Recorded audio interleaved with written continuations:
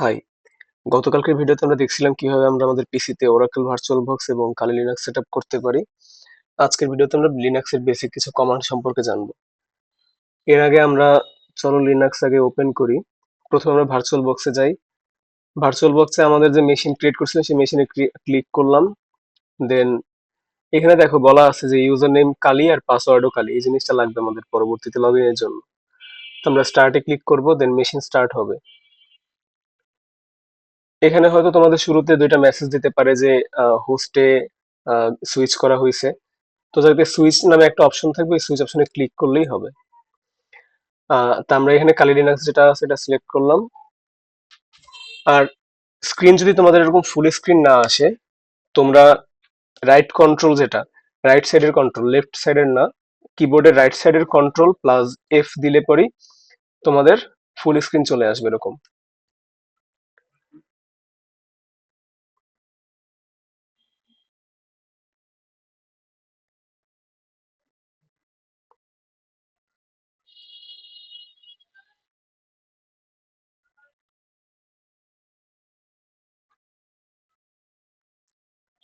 আমাদের log in page চলে আসছে। লগ ইন পেজের ইউজার নেমের ক্ষেত্রে আমরা ওই যে দেখছি ডিসক্রিপশনে লেখা ছিল কালি, আর পাসওয়ার্ডও ছিল কালি। এই দুইটা দিব, তারপর লগ ইনে ক্লিক করব।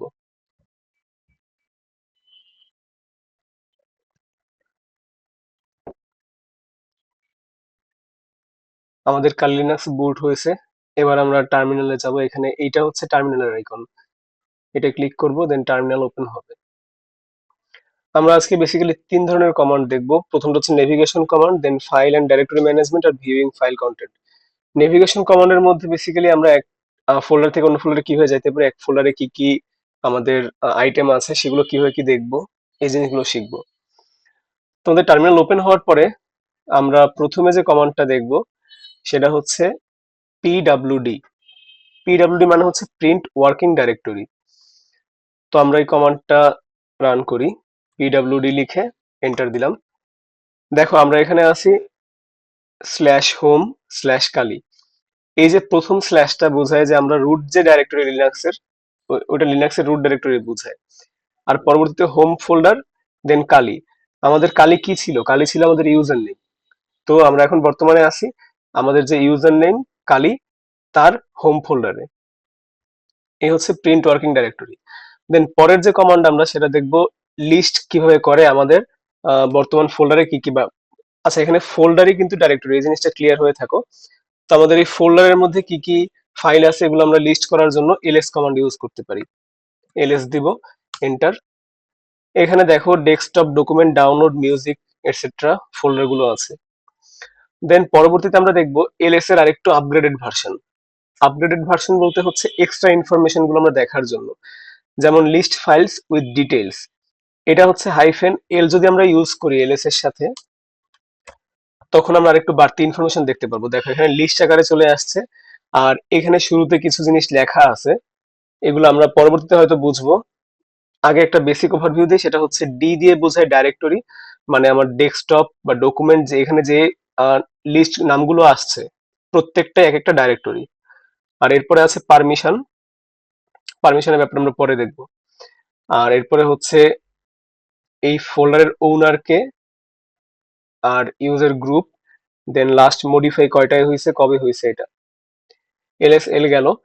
আর এরপর আমরা দেখবো যে আরেকটু এক্সট্রা ইনফরমেশন হিউম্যান রিডেবল ফরম্যাটে।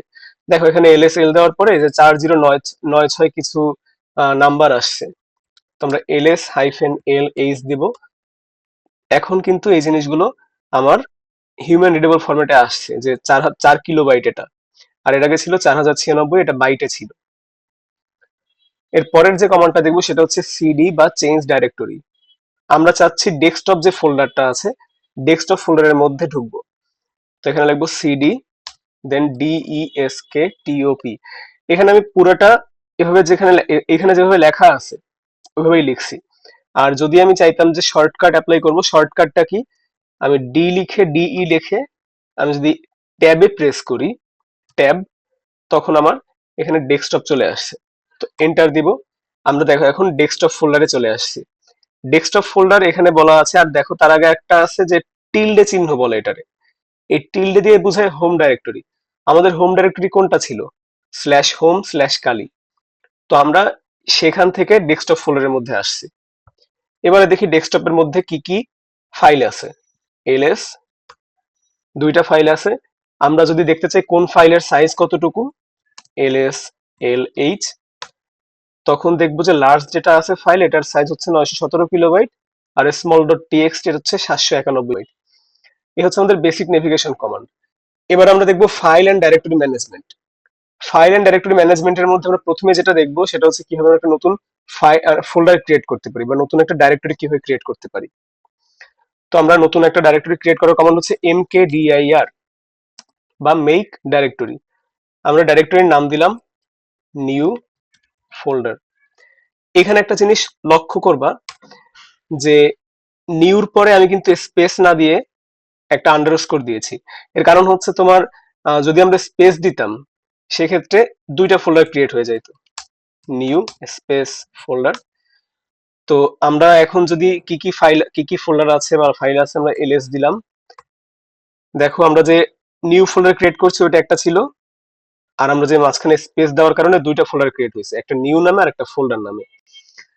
তো আমরা তাহলে স্পেস সহ কিভাবে ক্রিয়েট করব ফোল্ডার, সেটা করার জন্য mkdir আমরা কোটেশনের মধ্যে লিখব নিউ স্পেস ফোল্ডার। তখন আমার একটাই ক্রিয়েট হবে, এই যে নিউ ফোল্ডার চলে আসছে। পরের যে কমান্ড সেটা দেখবো একটা এমটি ফাইল কিভাবে ক্রিয়েট করা লাগে, করা মানে করা যায় আর কি। আচ্ছা, আমাদের এই যে টার্মিনালের মধ্যে অনেকগুলো লেখা চলে আসছে, আমরা চাচ্ছি যে এই লেখাগুলো সরাইতে বা ক্লিয়ার করতে। ক্লিয়ার করার কমান্ড হচ্ছে ক্লিয়ার, CLEAR। তো আমাদের টার্মিনাল ক্লিয়ার হয়েছে। এবার আমরা চাচ্ছি যে নতুন একটা ফাইল ক্রিয়েট করতে, যে ফাইলের নাম দিব নিউ ফাইল। টাচ কমান্ড দিয়ে আমরা নতুন ফাইল ক্রিয়েট করতে পারি। Touch new file dot TXT নাম দিলাম আমি, এন্টার দিলাম, ls। দেখো এখানে নিউ ফাইল নামে একটা ফাইল চলে আসছে। এবার আমি চাচ্ছি যে এই নিউ ফাইলের মধ্যে কিছু লেখা লিখতে বা নতুন আর একটা ফাইল ক্রিয়েট করতে। নতুন ফাইল ক্রিয়েট করার আরো ওয়ে আছে। আমি চাচ্ছি যে নিউ ফাইলের মধ্যে কিছু জিনিস লিখতে। লেখার জন্য যেটা ইউজ করতে পারি সেটা হচ্ছে একো। এবার আমি এর মধ্যে যা লিখতে চাই, hi this is a line. এবার দেখো অ্যাঙ্গেল ব্র্যাকেটের যে সাইনটা, একটা সাইন, একটা অ্যাঙ্গেল ব্র্যাকেট, এটা যদি দেই তখন আমার নিউ ফাইলের মধ্যে আগে যা লেখা ছিল, এখন যদিও কিছু লেখা নাই, তোমরা নিউ ফাইলটা ওপেন করি, চলো দেখি এখন নিউ ফাইলের মধ্যে কি কি আছে। ডাবল ক্লিক করলাম, দেখো এখানে কিছুই নাই। তো আমি চাচ্ছি যে এর মধ্যে একটা লাইন লিখতে, নিউ ফাইল। আমি ট্যাবে প্রেস করছি, এই কারণে আমার অটোভাবে কমপ্লিট হয়ে গেছে, এন্টার দিলাম।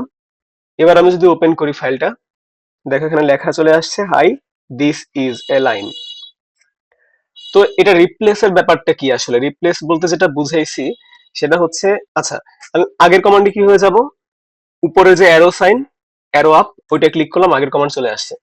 তো রিপ্লেস বলতে বোঝাচ্ছে যে আমি এইখানে hi this is a new line তো অলরেডি আছে ফাইলের মধ্যে লেখা, আমি চাচ্ছি যে আরেকটা লাইন লিখবো, দিস ইজ অ্যানাদার লাইন। এবার যদি আমি এন্টার দিই তাহলে কি হবে, দিস ইজ অ্যানাদার লাইন, এটা নিউ ফাইলে অ্যাড হবে, হওয়ার কথা তো সেইটাই, তাই না? তোমরা এন্টার দেই। এবার আমরা নিউ ফাইল আবার ওপেন করি।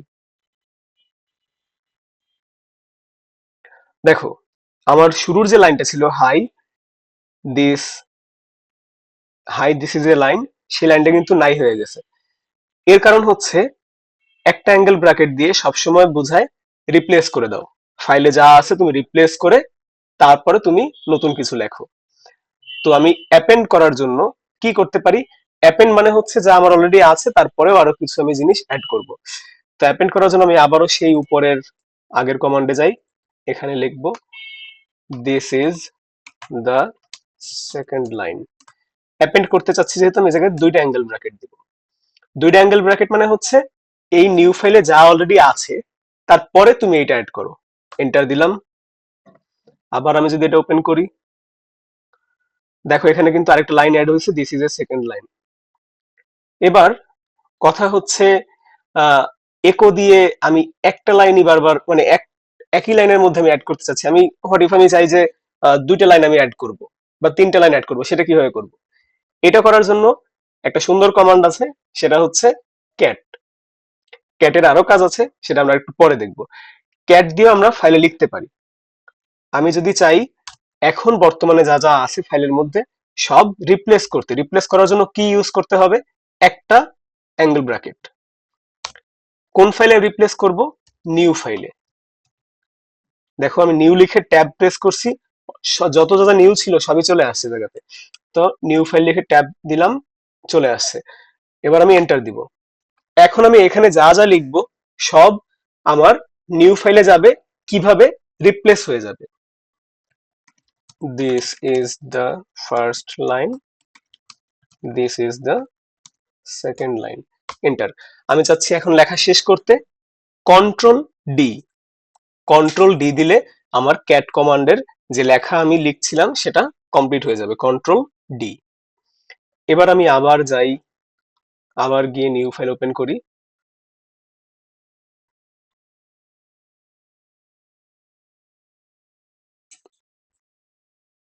দেখো this is the first line, this is the second line, আমি যে লাইন অ্যাড করতে চাইছি সেগুলো অ্যাড হয়েছে। তো এবার একটা প্রশ্ন, সেটা হচ্ছে আমি যদি চাই একটা থার্ড লাইন অ্যাড করব, অলরেডি ফার্স্ট আর সেকেন্ড লাইন আছে, আমি চাই একটা থার্ড লাইন অ্যাড করব, সেটা কিভাবে করব? ক্যাট দুইটা অ্যাঙ্গেল ব্র্যাকেট হবে, কারণ কি আমি চাচ্ছি অ্যাপেন্ড করতে, যা আছে তারপরে আরো অ্যাড করতে। New file dot TXT. এবার আমি লিখবো this is the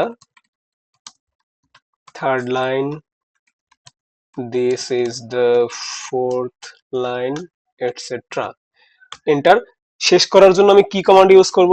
control D. আবার আমি যাই ওপেন করতে, ডাবল ক্লিক করলাম।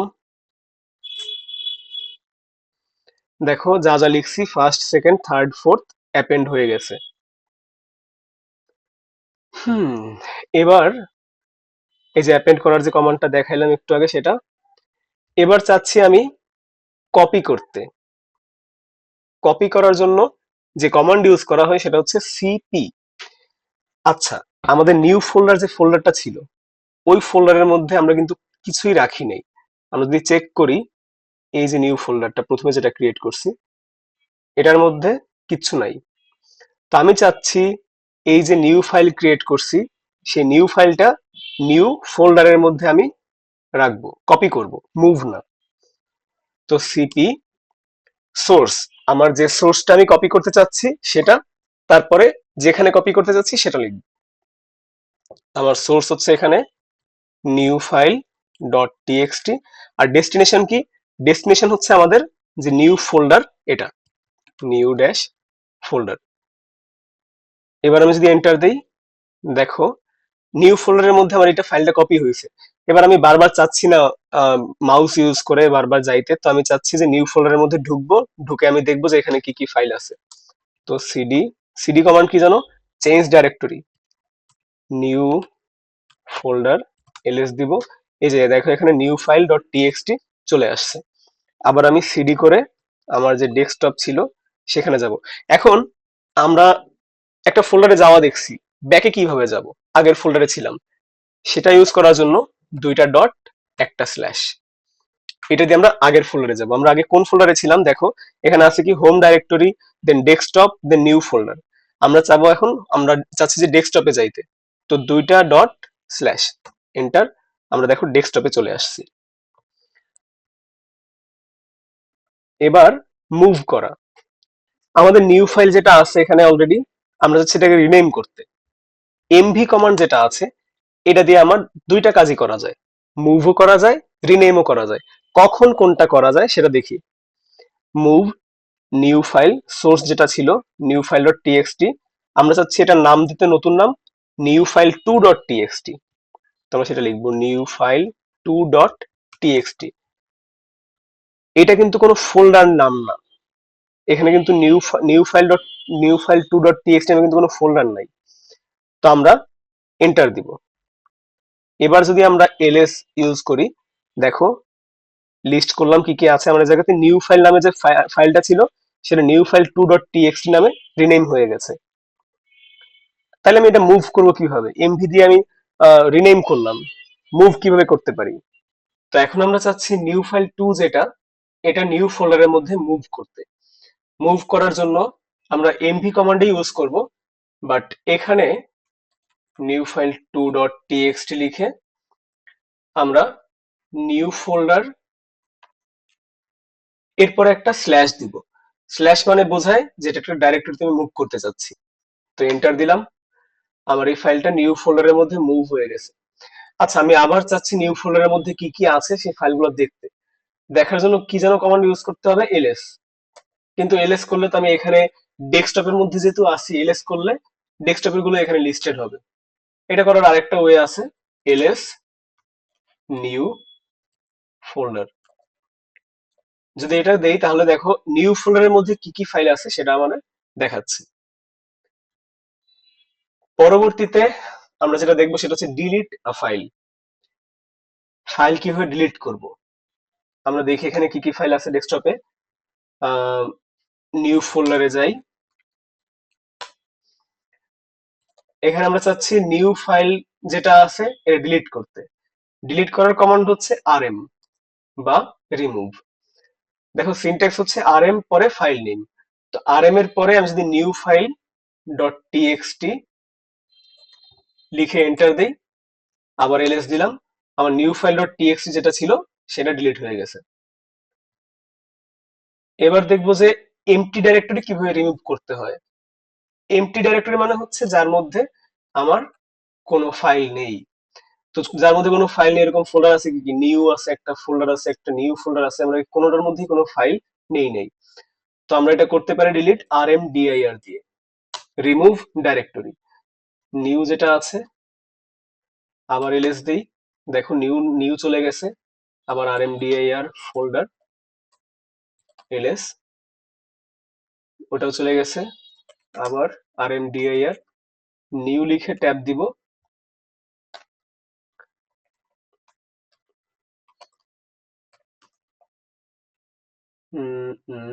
New folder, enter. আমরা ট্রাই করি rmdir দিয়ে নিউ ফোল্ডার ডিলিট করার জন্য। বলতেছে কি ডিরেক্টরি নট এমটি, এর মানে হচ্ছে আমাদের মধ্যে একটা ফাইল আছে।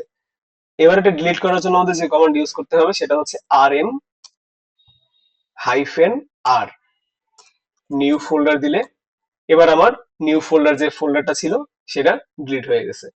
তো আমরা কি কি দেখলাম এখন পর্যন্ত, আমরা এমটি ডাইরেক্টরি রিমুভ করার জন্য rmdir, যে কোনো ফাইল রিমুভ করার জন্য rm, আর যে কোনো ফোল্ডার এবং তার ভিতরের সব ফাইল ডিলিট করার জন্য rm হাইফেন আর। এই তিনটা কমান্ড আমাদের ফাইল ডিলিট করার জন্য লাগে। বেসিক্যালি আমরা যেটা ইউজ করতে পারি সেটা হচ্ছে প্রত্যেক ক্ষেত্রে আমরা rm কমান্ড দিয়েই ডিলিট করতে পারি। rm হাইফেন আর দিলে আমাদের ফোল্ডার ডিলিট করা যাবে, যে কোনো ফোল্ডার rm কমান্ড দিয়ে আমরা ফাইল ডিলিট করতে পারি। এবার আমরা দেখব কিভাবে আমরা ফাইলের কন্টেন্ট টার্মিনালে দেখতে পারি। আমাদের টার্মিনালে কেন দেখতে হবে, কারণ আমি ধরো চাই যে এই ফাইলের যে কন্টেন্ট আছে সেটা আমি অন্য ফাইলের মধ্যে পাস করব বা অন্য একটা প্রোগ্রামের মধ্যে পাস করব, ইনপুট হিসেবে দিব। তখন আমার টার্মিনালে দেখতে হবে, কারণ টার্মিনাল থেকে আমি তখন ইজিলি পাস করতে পারবো। আর তাছাড়া আমাদের যেটা করতে হবে সেটা ডাবল ক্লিক করে ওপেন করে তারপরে, এটা খুবই ঝামেলার। এর চেয়ে আমরা টার্মিনাল দিয়ে সহজে করতে পারি। তো ফাইল ভিউ করার জন্য আমাদের ক্যাট কমান্ড লাগবে। ক্যাট কমান্ডের আগে আমরা কিসে দেখছিলাম, একটা ফাইল ক্রিয়েট করার জন্য যে ক্যাট দিয়ে আমি এরকম দিলাম, নিউ ফাইল দিলে তখন আমার নতুন একটা ফাইল ক্রিয়েট হবে যার মধ্যে আমরা লিখতে পারতাম। ক্যাট দিয়ে আমরা ফাইল ভিউ করতে পারি। তো ক্যাট কমান্ডের পরে আমরা যে ফাইলটা দেখতে চাই, স্মল ডট টিএক্সটি, এন্টার। এর মধ্যে দেখো 50টা লাইন আছে, এটা দেখাচ্ছে এরকম, টার্মিনালেই দেখাচ্ছে। কিন্তু আমি যদি চাই একটা বড় ফাইল দেখতে, ক্যাট লার্জ ডট টিএক্সটি, এর মধ্যে অনেক লাইন আছে, 50,000 লাইন।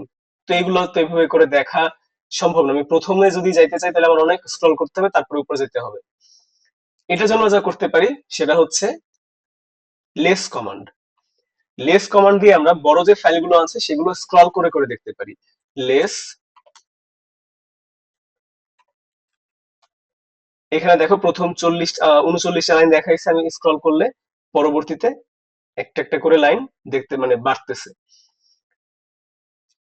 এটা থেকে বের হবো কিভাবে, দেখো এখানে কোন একটা কোলন সাইন আছে, আমি যদি কিউ লিখি তাহলে আমার কমান্ড থেকে আমি বের হয়ে যাব।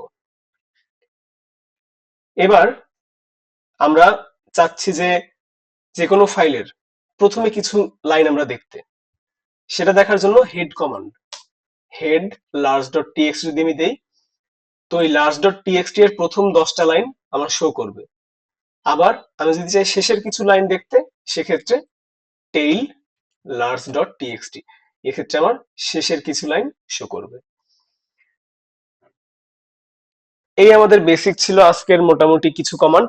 তো আমরা একবার যদি ওভারভিউ দেই প্রথম থেকে, আমাদের নেভিগেশনের জন্য প্রথমে আমরা যে ডাইরেক্টরিতে আমরা কাজ করছি এটা দেখার জন্য পিডব্লিউডি বা প্রিন্ট ওয়ার্কিং ডাইরেক্টরি।